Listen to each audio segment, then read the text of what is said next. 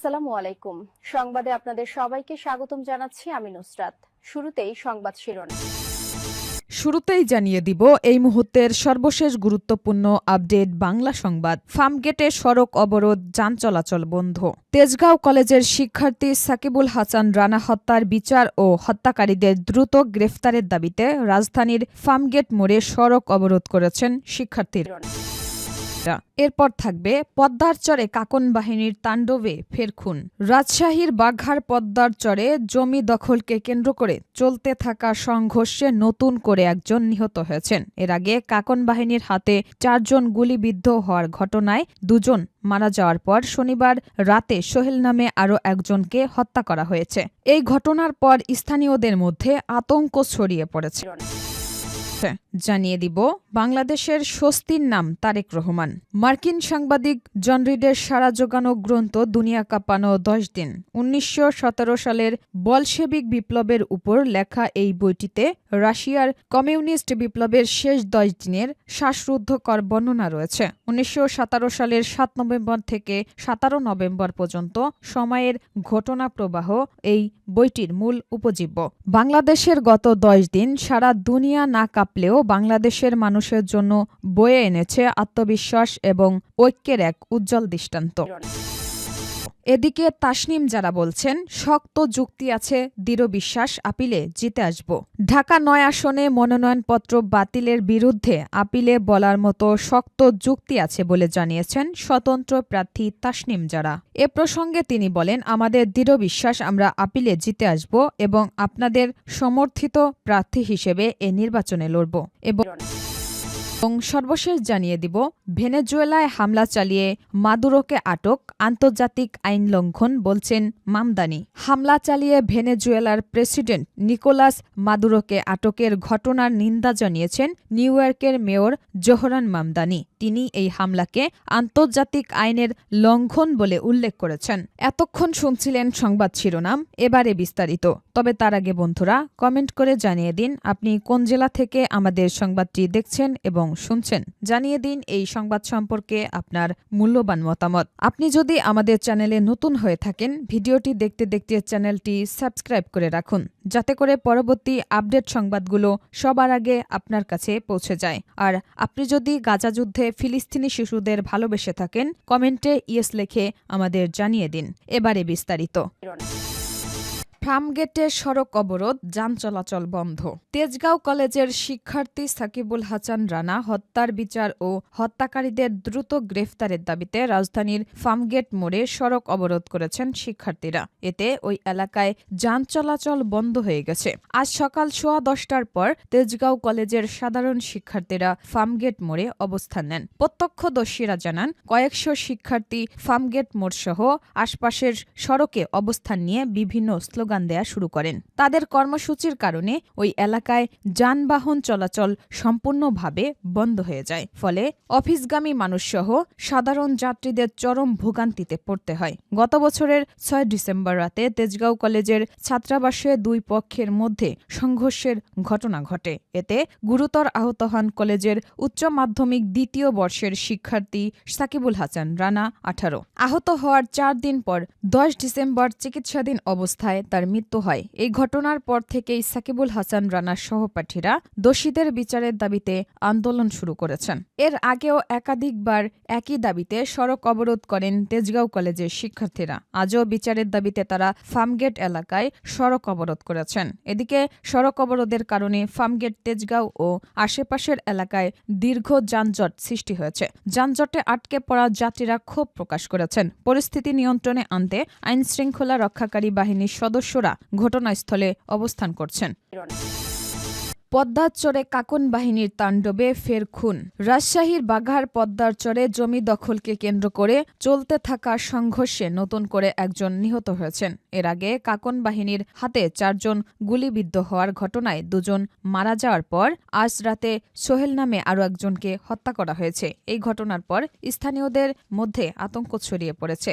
স্থানীয় সূত্রে জানা গেছে, গত বছরের 28 অক্টোবর ডাবল মার্ডার নামে পরিচিত ঘটনায় আলোচনায় আসে কাকন বাহিনী। বাহিনী। ওই ঘটনায় নিহত আমানের পিতা মিনহাজ মণ্ডল কুষ্টিয়ার দৌলতপুর থানায় কাকনকে প্রধান আসামি করে ২৩ জনের বিরুদ্ধে হত্যা মামলা দায়ের করেন। এরপর ৩১ অক্টোবর বাঘা উপজেলার খানপুর বাজারে নিহত ৪ জনের পরিবার ও স্থানীয়রা মানববন্ধন করেন। তবে সেই ঘটনার জের কাটতে না কাটতে শনিবার গভীর রাতে বাগার গড়গড়ি ইউনিয়নের পলাশী ফতেপুর এলাকার করালি নওশারা গ্রামের কালো মণ্ডলের ছেলে সোহেলকে নিশানা করে কাকন বাহিনী। স্থানীয়দের বর্ণনা অনুযায়ী সশস্ত্র কাকন বাহিনীর সদস্যরা নদীপথে পিচ বোটে এসে ঘুমন্ত অবস্থায় সোহেলের বাড়িতে প্রবেশ করে এবং এলোপাতাড়ি গুলি ছুড়ে এতে সোহেল মারা যান এবং তার স্ত্রী সাদিয়া বেগম আহত হন। স্থানীয়রা রাত ১:৩০টায় তাকে বাঘা স্বাস্থ্য কেন্দ্রে নিয়ে গেলে কর্তব্যরত চিকিৎসক হুমায়রা বেগম তাকে মৃত ঘোষণা করেন। এর আগে গত অক্টোবর মাসে বাঘার খানপুর বাজারে কাকন বাহিনীর বিরুদ্ধে মানববন্ধন অনুষ্ঠিত হয়। মানববন্ধনে মিনহাজ মণ্ডল বলেন, কাকন বাহিনী প্রকাশ্য দিবালোকে নদীপথে পিচবোর্ডে চড়ে অস্ত্র নিয়ে মহড়া দিচ্ছে। আমরা তাদের দ্রুত গ্রেফতার ও আইনের আওতায় আনার দাবি জানাচ্ছি। বাংলাদেশের স্বস্তির নাম তারেক রহমান। মার্কিন সাংবাদিক জন রিডের সাড়া জাগানো গ্রন্থ দুনিয়া কাঁপানো ১০ দিন ১৯১৭ সালের বলশেবিক বিপ্লবের উপর লেখা এই বইটিতে রাশিয়ার কমিউনিস্ট বিপ্লবের শেষ ১০ দিনের শ্বাসরুদ্ধকর বর্ণনা রয়েছে। ১৯১৭ সালের ৭ নভেম্বর থেকে ১৭ নভেম্বর পর্যন্ত সময়ের ঘটনাপ্রবাহ এই বইটির মূল উপজীব্য।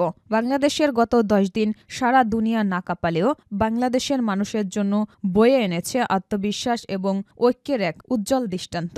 এই ১০ দিনে বাংলাদেশ এক নতুন মেরুকরণের দিকে এগিয়ে গেছে। ২৫ ডিসেম্বর থেকে ৪ জানুয়ারি পর্যন্ত সময়টা বাংলাদেশের জন্য অভূতপূর্ব, শোক ও আশাবাদের যুগলবন্দী।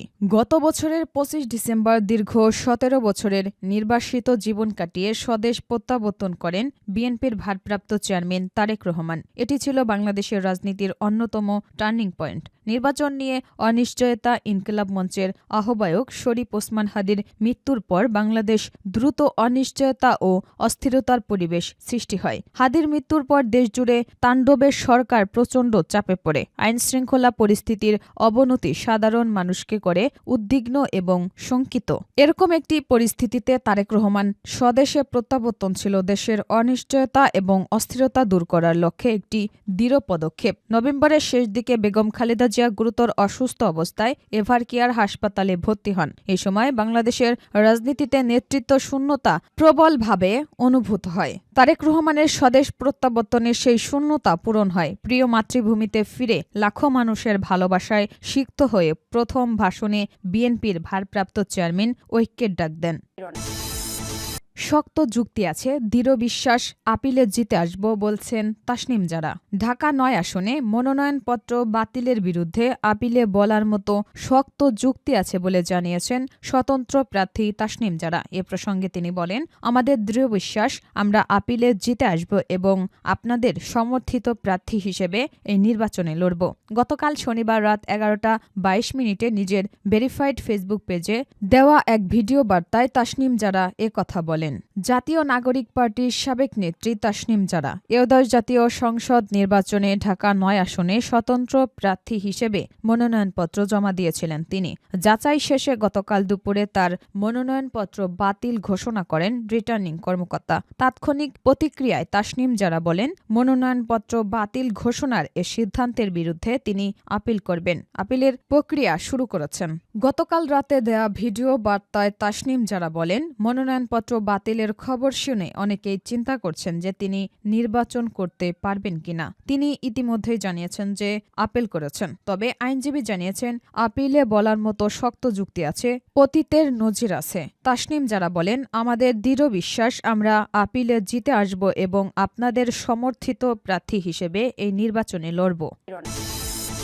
ভেনেজুয়েলায় হামলা চালিয়ে মাদুরোকে আটক, আন্তর্জাতিক আইন লঙ্ঘন বলছেন মামদানি। হামলা চালিয়ে ভেনেজুয়েলার প্রেসিডেন্ট নিকোলাস মাদুরোকে আটকের পর ঘটনার নিন্দা জানিয়েছেন নিউ ইয়র্কের মেয়র জোহরান মামদানি। তিনি এই হামলাকে আন্তর্জাতিক আইনের লঙ্ঘন বলে উল্লেখ করেছেন। নতুন বছরের প্রথম দিন নিউ ইয়র্কের মেয়র হিসেবে শপথ নেন জোহরান। নিউ ইয়র্ক টাইমসের খবরে বলা হয়, জোহরান মামদানি ভেনেজুয়েলার প্রেসিডেন্ট মাদুরো ও তার স্ত্রী সিলিয়া ফ্লোরেন্সকে আটক করার নিন্দা জানিয়েছেন। নিন্দায় বলেন, এটা যুদ্ধের মতো একটা কাজ, একই সঙ্গে দেশের ও আন্তর্জাতিক আইনের লঙ্ঘন। মাদুরোকে তুলে নেয়ার 15 ঘণ্টা পর ভেনেজুয়েলার প্রেসিডেন্ট নিকোলাস মাদুরোকে বহনকারী উড়োজাহাজ যুক্তরাষ্ট্রের নিউ ইয়র্ক সিটি থেকে প্রায় 70 কিলোমিটার দূরে অবস্থিত স্টুটুয়ার্ট এয়ার ন্যাশনাল গার্ড বিমান ঘাঁটিতে অবতরণ করে। যুক্তরাষ্ট্রের পূর্বাঞ্চলীয় সময় শনিবার বিকেল 5টার দিকে উড়োজাহাজটি ওই বিমান ঘাঁটিতে অবতরণ করে। তাকে কড়া নিরাপত্তায় ব্রুকলিনের